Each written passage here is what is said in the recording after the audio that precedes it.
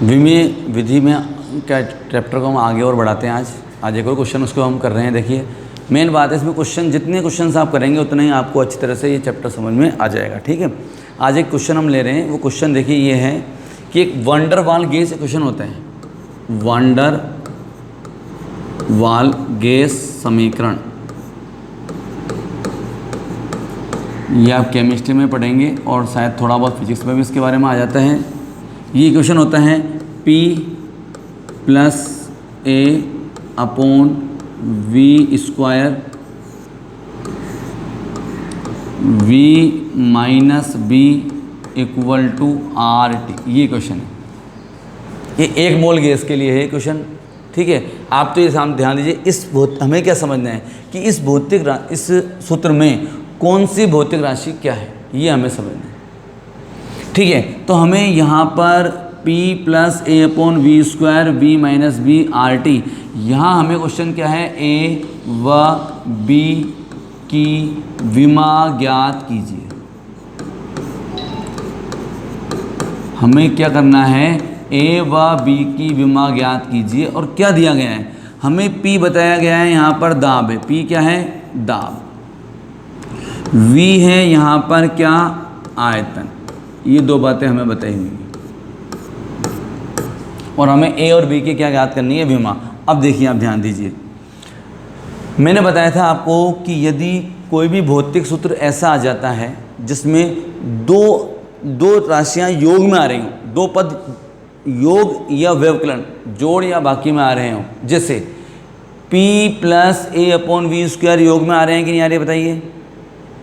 तो जो P की विमा होगी वही A/V² की विमा होगी और हमें A की विमा निकालनी है। तो आप देखिए यहाँ से, और इधर देखिए जो V की विमा होगी वही इस B, स्मॉल b जो लिखा हुआ है उसकी विमा होगी। तो दाब की विमा, दाब क्या होता है मैं बता देता हूँ आपको। दाब की विमा निकाल चुके हैं वैसे तो हम, बताया था मैंने। बल की विमा हमेशा याद रखनी है, यहाँ भी बल ही आएगा। दाब बराबर क्या होता है, बल बटा क्षेत्रफल। बल बटा क्षेत्रफल आप सभी जानते हैं। दाब क्या होता है, एकांक क्षेत्रफल पर कार्य करने वाले बल को दाब कहते हैं। तो दाब होता है बल बटा क्षेत्रफल, न्यूटन प्रति मीटर स्क्वायर। तो न्यूटन की विमा क्या होती है, ध्यान दीजिए, mLT⁻²।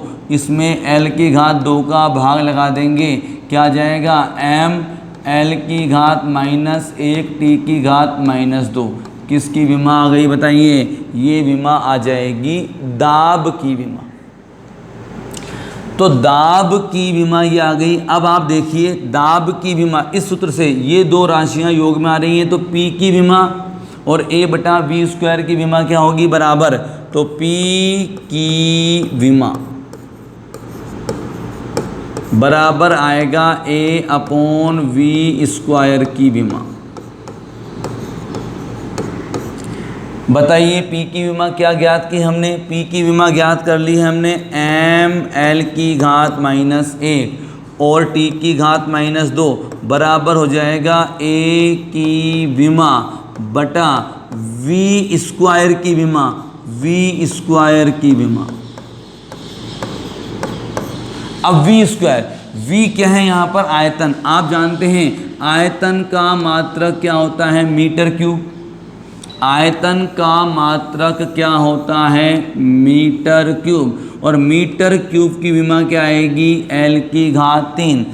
ठीक है, तो A की विमा क्या हो जाएगी बताइए, A की विमा अपॉन यहाँ पर V², L⁻3 होती है V की विमा, पर V² है तो L⁻L³ का स्क्वायर यानी L⁻6 हो जाएगी। तो A की विमा इसको इधर मल्टीप्लाई कर दीजिए, तो A की विमा क्या आ जाएगी बताइए, A की विमा = आ जाएगा L⁻, ये 6 है -1, तो L⁻5 इधर गुणा होगा, ये L⁻1 T⁻2, L⁻5 और T⁻2। ये किसकी विमा आ जाएगी, A की विमा आ जाएगी, दाब A। अब मुझे b की विमा निकालनी है, तो b की विमा तो यहाँ पर सीधे सीधे आयतन की विमा के बराबर आएगी कि नहीं आएगी बताओ। और v की विमा आप निकाल चुके हो, कितनी होती है l की घात 3। मैं कंप्लीट करके लिख दूँ पूरा ही, m की घात 0, l की घात 3, t की घात 0, ये आ जाएगी किसकी विमा, b की विमा आ जाएगी। तो इस तरह से इस फॉर्मूले में हम a और b दोनों की विमा हमने ज्ञात कर लिया। अब देखिए आज हम आपको एक टॉपिक के नोट्स भेज रहे हैं और वो टॉपिक है विमीय विधि की सीमाएं। ये भी भेज रहे हैं आज आपको नोट्स में, ठीक है। ठीक है, थ्योरेटिकल टॉपिक है विमीय विधि की सीमाएं, कि भाई जो विमीय विधि हम यूज कर रहे हैं इसकी क्या क्या सीमाएं हैं, कहाँ कहाँ पर हम इससे क्या ज्ञात नहीं कर सकते। इसका मतलब ये है कि हम इससे क्या, अभी हमने देखो विमीय विधि के क्या उपयोग है। विमीय विधि से हम किसी भी भौतिक राशि के परिमाण को एक मात्रक पद्धति से दूसरे मात्रक पद्धति में बदल सकते हैं। विमीय विधि की सहायता से हम किसी भी सूत्र की सत्यता की जांच कर सकते हैं, कर चुके हैं हम। विमीय विधि से हम कोई भी भौतिक राशि और भिन्न भिन्न राशियों पर निर्भर करती है, हमें ये मालूम है तो हम उस भौतिक राशि के लिए सूत्र स्थापित कर सकते हैं। ये सारी चीज़ें हम कर चुके हैं। पिछले 7 दिन से हम यही क्वेश्चन कर रहे हैं बेटा, और जो कंटिन्यू आप देखोगे तो दिक्कत नहीं आएगी। आप कंटिन्यू होना चाहिए आपका काम, और कंटिन्यू आप जो नोट्स यहाँ पर जो भेजे जा रहे हैं, ये नोट्स हैं, ये तो आपको भेज रहे हैं हम। और मान लीजिए आज जो मैंने पढ़ाया वो नहीं भेजे तो आप उनको नोट कर लीजिए, डेट डालकर कि आज के डेट के दिन ये भेजा था, तब आपका बिल्कुल क्लियर समझ में आएगा, आपकी कोई प्रॉब्लम नहीं आएगी। ठीक है डियर स्टूडेंट्स, देखिए विमीय विधि की सीमाएं। पहली सीमा क्या है, विमीय विधि से सूत्र में उपस्थित नियतांक की जानकारी हम प्राप्त नहीं कर सकते। इस क्वेश्चन को मैं हटा देता हूँ बेटा। विमीय विधि से हम सूत्र की सत्यता की जांच, सूत्र में जो विमाहीन नियतांक आएंगे उनका पता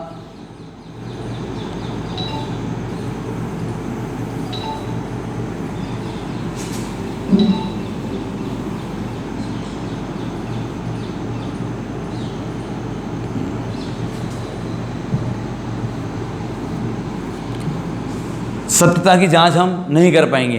क्यों नहीं कर पाएंगे सत्यता की जांच, ध्यान दीजिए। विमीय विधि में जो नियतांक आएगा उसका मान पता नहीं कर सकते विमीय विधि से। कैसे, देखिए आप, जैसे हमारे आया t = k√L/g, सूत्र सिद्ध किया था, याद कीजिए। तो इस k का मान वास्तव में होता कितना है, k का मान होता है 2π, लेकिन विमीय विधि से हम इस नियतांक का मान ज्ञात नहीं कर सकते हैं। जैसे हमने क्वेश्चन किया था कि t का मान L और G पर निर्भर करता है, यहाँ घात A लगा दी थी, यहाँ घात B लगा दी थी, याद कीजिए, पहले पढ़ चुके हैं हम। और फिर हमने प्रोपोर्शनल साइन लगाया तो K लिया, L की घात A, G की घात B, फिर आगे सोल्व किया तो इस K का मान वास्तव में फॉर्मूला ये होता है 2π√L/g, ये होता है वास्तव में। तो इस k का मान 2π होता है, ये मान हम विमीय विधि से ज्ञात नहीं कर सकते। तो विमीय विधि की पहली सीमा क्या है, विमीय विधि से सूत्र में उपस्थित विमाहीन नियतांक का मान ज्ञात नहीं किया जा सकता है। समझ में आ गई बात। नंबर 2 बात, अगर कोई भौतिक सूत्र, मान लीजिए कोई सूत्र ऐसा है x बराबर k, ये तो विमाहीन नियतांक है, ये y z t m n इतनी भौतिक राशियों पर निर्भर करता है, और ये इसकी विमा में केवल आ रहा है m l और t, ये विमा नहीं है। m कोई भौतिक राशि लिए मैंने यहाँ पर, ध्यान दीजिएगा, ठीक है। तो अब यहाँ आप लगाएंगे a b c d e, तो यहाँ पर आपको 5 राशियों के मान ज्ञात करने पड़ेंगे, और इधर केवल 3 ही आएंगे घाते बराबर करने पर। तो समीकरण तो बनेंगे 3, और आपको मान ज्ञात करने हैं 5 राशियों के। तो 3 समीकरण से आप 5 राशियों के मान ज्ञात नहीं कर सकते, तथा इस स्थिति में भी आप सूत्र स्थापित नहीं कर पाएंगे। क्या है, सुनिए ध्यान से। यदि कोई भौतिक राशि 3 से अधिक राशियों पर निर्भर करती है तो विमीय विधि द्वारा उस राशि के लिए हम सूत्र स्थापित नहीं कर पाएंगे। तीसरी जो कमी है, विमीय विधि से उन सूत्रों को व्युत्पन्न नहीं किया जा सकता जिनमें त्रिकोणमितीय फलन, लघुगणकीय फलन या चरघातांकीय फलन आ जाए। जैसे एक फॉर्मूला होता है y बराबर a sin ω t, ये किसी तरंग का समीकरण है। तो इस सूत्र को हम विमीय विधि से स्थापित नहीं कर सकते हैं, क्योंकि इसमें क्या आ गया है, इसमें आ गया है ये त्रिकोणोमेट्रिक फंक्शन। त्रिकोणमितीय फलन, या किसी में आ जाए मान लीजिए y बराबर a log f plus T आ गया, तो इसमें log वाला फंक्शन आ गया, इसको भी त्रिकोणमितीय मतलब विमीय विधि से स्थापित नहीं कर सकते। चर घातांकी फलन n बराबर n नोट e की घात माइनस लैम्डा टी, इस तरह से आ जाए, जहाँ पर कोई चर संख्या पर अचर संख्या पर ही कांस्टेंट राशि होती है, e का मान कांस्टेंट होता है, उस पर ये आ जाएगा, कोई संख्या आ जाएगी तो भी चर घातांकीय फलन आ जाए, लघु गणिकीय फलन आ जाए या त्रिकोणमितीय फलन आ जाए, उसको भी हम इससे स्थापित नहीं कर सकते हैं। एक से अधिक पदों वाली जो भी समीकरण है उसको भी विमीय विधि द्वारा स्थापित नहीं कर सकते हैं। कैसे? जैसे ये आ गया s बराबर U T plus 1/2 AT square, ये आ गया, इस सूत्र को भी हम विमीय विधि द्वारा स्थापित नहीं कर सकते हैं। ठीक है। नंबर 5 है विमीय विधि द्वारा नए संबंध स्थापित नहीं किए जा सकते हैं। हम कोई नया डेरिवेशन नहीं कर सकते, जो संबंध प्रायोगिक रूप से स्थापित किए गए हैं उन्हीं की हम सत्यता की जांच कर सकते हैं। यह विधि केवल घातीय संबंध, जहाँ पर घातें होती हैं ना वहीं तक सत्य हैं, जैसे log आ गया, sin ओमेगा टी आ गया, log टी आ गया, इनके लिए ये संबंध सत्य नहीं है। ये विमीय विधि की क्या है सीमाएं, और ये आपको नोट्स में भेजी जा रही हैं, इनको आप अपनी नोटबुक में नोट कीजिए। Okay dear students, thank you.